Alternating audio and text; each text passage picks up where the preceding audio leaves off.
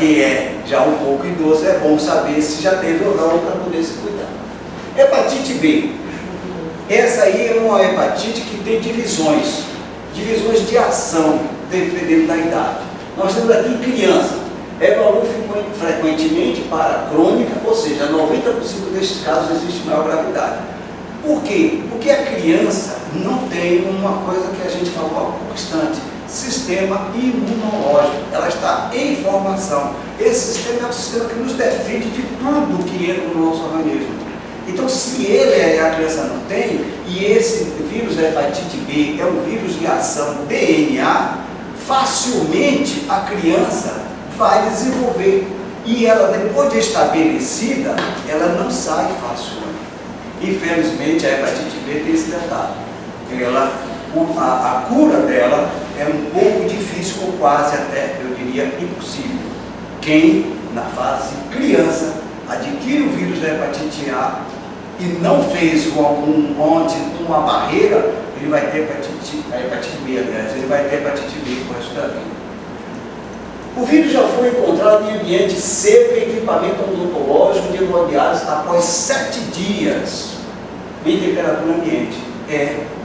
Se nós colocarmos aqui uma gota de sangue de um HIV positivo, AIDS, colocarmos uma gota de hepatite C e uma gota de vírus da hepatite B, vamos ver que o HIV em 3 horas ele morre em presença do ar.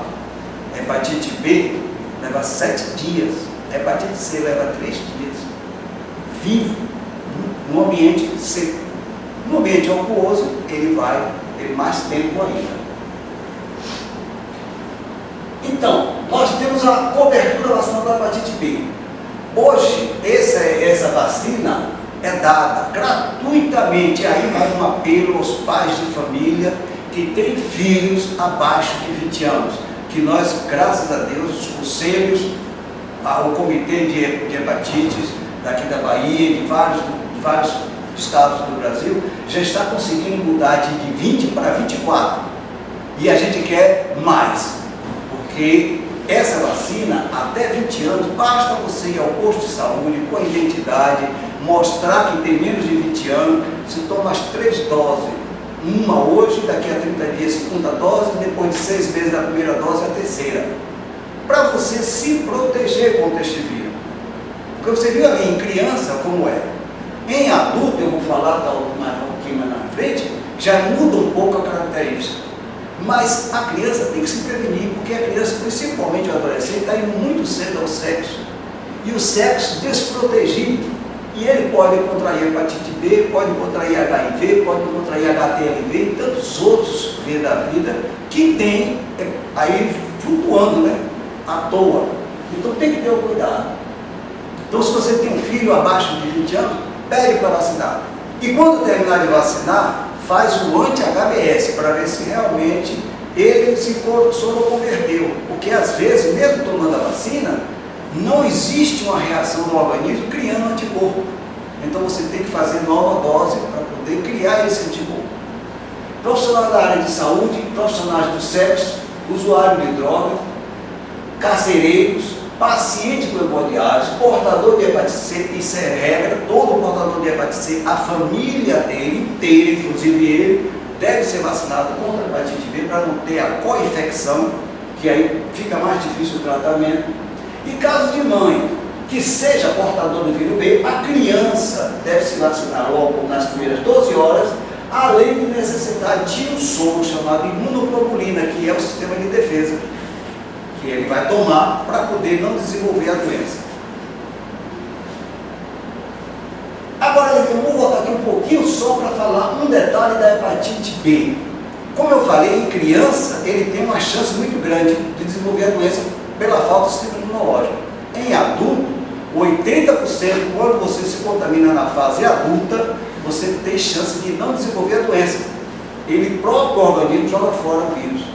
E os 20 restantes vai ter o mesmo problema da criança, vai desenvolver pro resto da vida hepatite B. Vamos agora falar rapidamente aqui da hepatite C, que é o nosso foco principal. Por quê? Porque hepatite A, meu amigo, a gente pode se vacinar tomando a vacina. Hepatite B, nós podemos evitar fazendo uso da vacina. mas essa cidadã não tem vacina. Dentro de um esquema de está sendo feito um estudo de desenvolvimento da vacina, o Instituto que está indo mais à frente, ele dá uma projeção de 15 anos para o primeiro tipo de vacina, para o genotipo 1, que é essa hepatite C, tem genotipagem. Então, a hepatite C atualmente é altamente infecciosa e progride lentamente entre 20 a 30 anos. E os sintomas não são reconhecidos. Ela é considerada uma doença assintomática, silenciosa e assintomática. Você pode ter o vírus dentro de você atuando e você não sente nada. Simplesmente ele está devagarzinho corroendo o seu fígado. Vai para umas fases de fibrose, depois vai para cirrose e câncer de fígado. E você não sei quantas vezes dá um start para um problema de doença, ou o médico, dentro de algum exame, descobre, às vezes pode ser tarde. E aí tem que ir para o transplante. Né? Então, a história do vírus C, ele só foi descoberto em 89. A sorologia se tornou obrigatória nos bancos de sangue a partir de 93, porque antes de 93, aquela transfusão de sangue, quem tomou transfusão de sangue antes de 93 pode ter contraído o vírus, porque não se fazia a triagem para o vírus C, porque não tinha antígeno. Ela infecta 7 vezes mais do que a AIDS, é brincadeira? 7 vezes mais. No Brasil, 2,5 a 4,9 estamos contaminados, ou seja, uma população imensa contaminada pelo vírus C. Só em Salvador, em dados recentes feitos pelo Imoba, comparativo com a UFBA, deu em torno de 40 a 50 mil contaminados, só que a maioria não sabe que tem, por ser assintomático. Esse é o quadro do mundo da hepatite C, e nós temos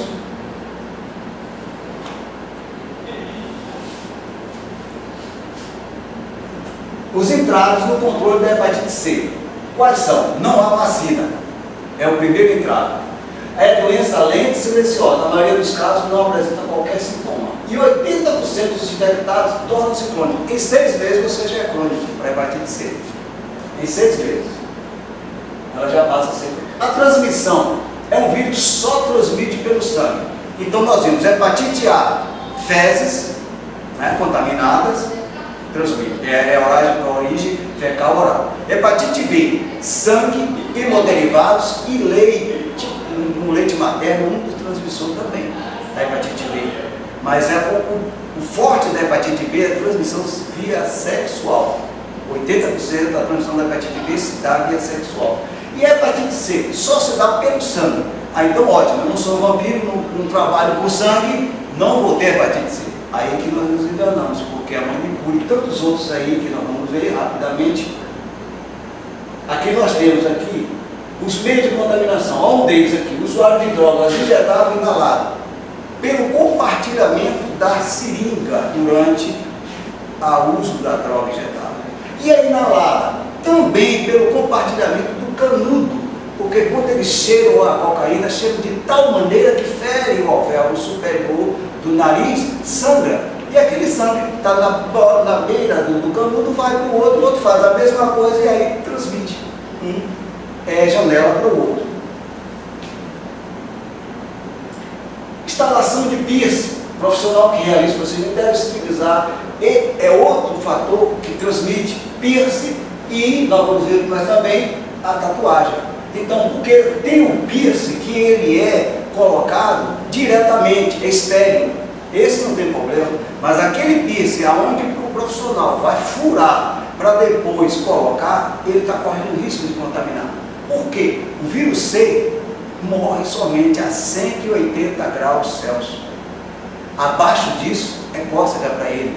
Muita gente na década de 50, 60 foi contaminada pelo vírus C, porque não sei vocês aqui são jovens, mas a turma velha, a turma que tem hoje 60, 50 anos, tomava seringa, seringa de vidro, que ela era fervida à base de álcool.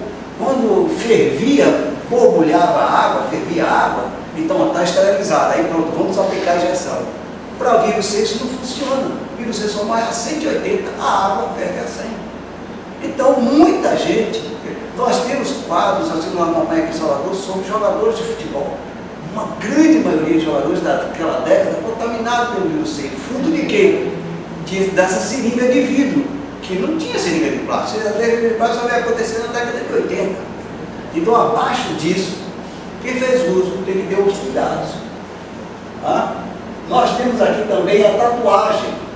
A tatuagem é outro fator, porque a tatuagem tem aquela invasão da agulha. E aí tem que haver agulha. Mas a agulha é descartável. Ótimo, ele tem que ser descartável.